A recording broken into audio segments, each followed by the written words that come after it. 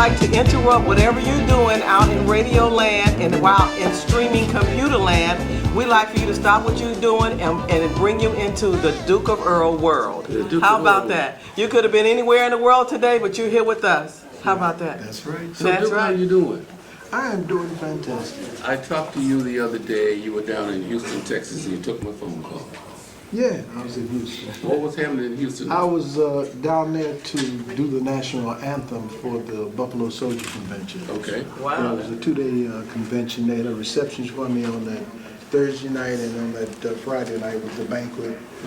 And they had a couple of congressmen there that were at the convention and a few other dignitaries. And it was really nice, and I did the national anthem to open up the program. Let me hear a little bit of it.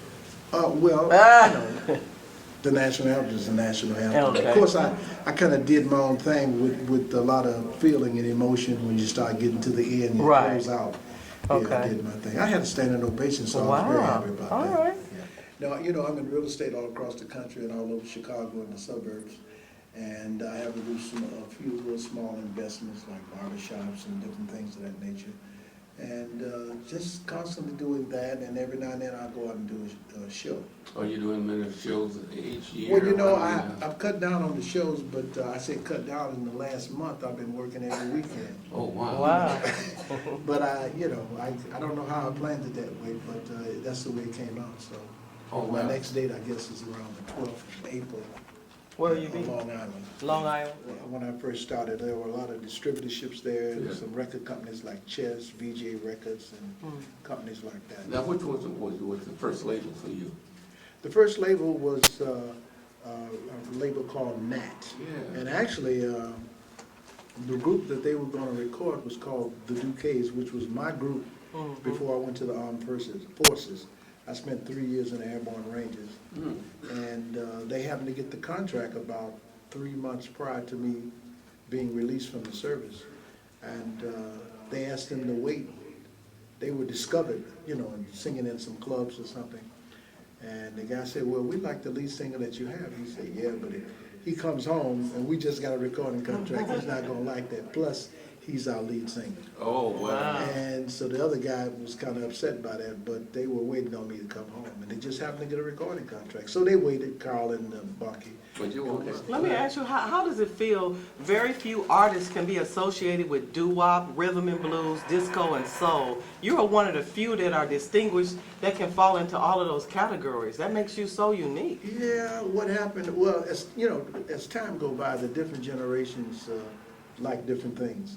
I think I was raised up, my parents played Ella Fitzgerald, Nat King Cole, Frank Sinatra, and Louis Armstrong, what have you.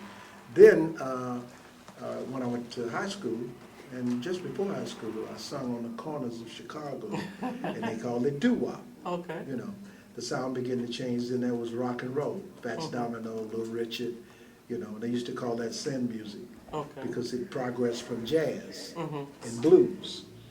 And as time progressed, I think it was in the 70s, they came with disco. Well, when you listen to the radio, all they played was disco. Right. And I was getting ready to record an album, and I said, well, we can't put out just slow songs. We got to put out Some disco. Yeah. So I wasn't going to stop and wait for disco to end, so I went in the studio and took one of the songs that I had in my catalog and turned it into a disco. It was called Get Down. Oh, yeah. Yeah. Get down, baby, bubba. Out of your Yes, 40 sir. hits, which one do you like the best? Oh gosh, there's a few that didn't become hits that I like. Okay. And of course, I have to like the Duke of Earl because Right. it's still doing well today. It's Right.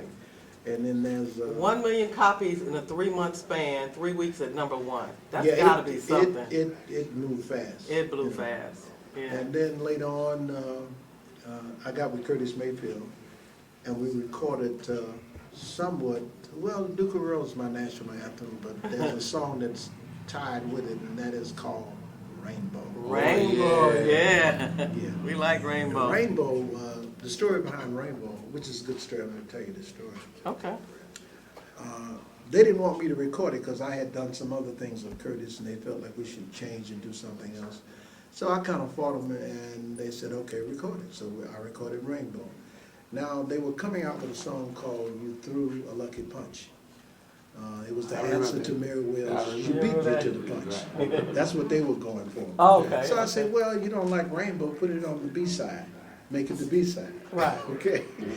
Now, my plan was when I went on the road, I wasn't going to sing You Threw a Lucky Punch. I was going to sing Rainbow. And that's what I did. Okay. And I remember I got a call. I was at the Howard Theater in Washington, D.C., and I get a call from Carl Davis saying, well, I guess you were right. A jock in Richmond, Virginia, and one in New Jersey, turned the record over, and the telephones lit up. Lit up. Wow. Part B, yeah. Yeah, and Rainbow became a hit record from that. No Now, kidding. as I was singing Rainbow on the different cities on stage, they began to holler more, and come back after I finished singing the regular part of the song. So when I came back, I began to embellish, and I ended up putting together part 2.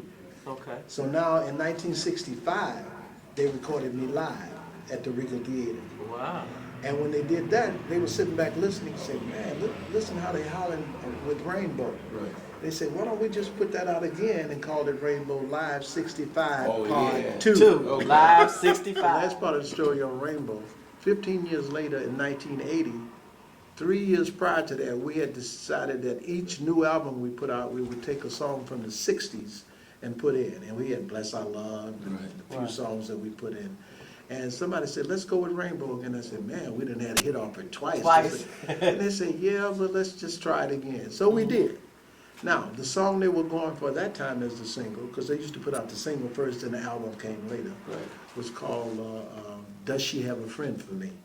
Mm-hmm. Okay? Yeah. It was still in sort of like the disco. man. Yeah. Does she have a friend for me? Yeah. Okay. Now, that record was going up the charts, like You Threw a Lucky Punch was. And the Jocks finally got the album, and the album was entitled Rainbow 80. What? They put the needle on it, it took off again. This is kids who weren't even born 15 years prior, and it took off again. So we had 3 hits off of Rainbow. Wow. That's a groovy situation. Well, Groovy Situation, I was producing at that time. I think I was producing about 25 acts. I managed 15 of them. And that was in the area of 1969, 1970. And that song, along with another song I produced called Backfield in Motion. Oh, by yeah. Mel Tim. Yeah. Tim. Yeah, I ran that label for people out of St. Louis at Oh. the same time. I was doing so much you wouldn't believe it. I was working night and day in the studio. And they had the Natural Convention. You remember the Natural? I remember that. Okay. And this happened to be in Houston, Texas.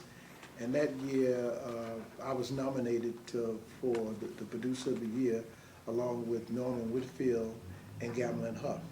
And I just knew I wasn't going to win it. I just said, okay, they're going to win it. Because they were doing the Big boy. Temptations and Yeah. everything, Norman. And you know, Philadelphia International with Gamlin Huff, they were big. And to my surprise, I hadn't even put a speech together. I won it, you know. Wow. I still got the plaque from Wow. Houston, 1970, at the Natural Convention, the Producers Award of the Year. And I remember going on the stage and I began to talk, and I was so shocked that I won it. Nancy Wilson said, speak up, Gene, they can't hear you. She was the host of, Oh, wow. that particular show. Well, Gina, what kind of relationship did you have back in those days with the disc jockeys?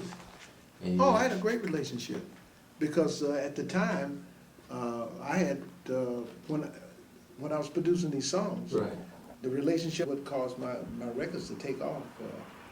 I asked them about it, and they said, if you come up with a company, we'd be behind you, and they did that, you know. So you travel all across the country getting your record played, so you had somebody else? Oh yeah, I would stop in little small stations in towns. We were passing through towns, and we'd hit a station, I'd stop. Some of those jocks eventually went to bigger stations in bigger cities. Right. And of course, I already had a relationship with them. E. Rodney was the first one who, he played everything I had. See, he was from St. Louis. Right. So he knew the people who had the label called Bamboo that I had taken over. And on top of that, the relationship I had with him, he played everything that I came out with. You know, he used to have the instant replay and all of that, Yeah. you know. But we were talking about Nothing Can Stop Me before Groovy came on. It's a little story behind Nothing Can Stop Me. I was on the road with Curtis Mayfield, and he played a lot of songs for me, Man's Temptation, just a bunch of songs that he wanted me to record for my next sessions. And one of those songs was Monkey Time. And when I heard the songs, I said I wanted this, that, and of course I included Monkey Time. He said, well, Cap, he used to call me Cap. He called everybody Cap, Curtis. He said, he said, our manager wants us to do that song. I said, what you playing for me for then? He said, I just wanted you to hear it. He said, but if you can get it from him, which was Eddie Thomas. Yeah, I know him. If you can get it from him, you can have it. So I called Carl Davis, and that's because he knew Eddie Thomas. Right. And Carl talked to Eddie Thomas. I came home, and Carl said, well, I got some good news for you. I got all the songs, but I need a favor from you. And I said, what's that? He said, Major Lance, if he don't get a hit in the next session, Columbia's gonna drop his contract. And we think that Monkey Time song would be a great song to get him off the ground. So I was hot, so I said, okay, give it to him. And as you know, Monkey Time turned Right, it took off. a big hit for Major Lance. Well, about 8, 9 months later, Carl was playing some songs for me in his basement. He said, these some songs that Curtis wrote for Major Lance in its album. And in there, I heard a song, and I said, Carl, I said, Turnabout is Fair Play. I like that song. And he said, which song is that, Gene? Nothing Can Stop Me. Nothing. Wow. So he said, you got it. You gave Major Monkey Time, you can have this one. Wow. And that's how I got Nothing Can Stop Me. Nothing can stop.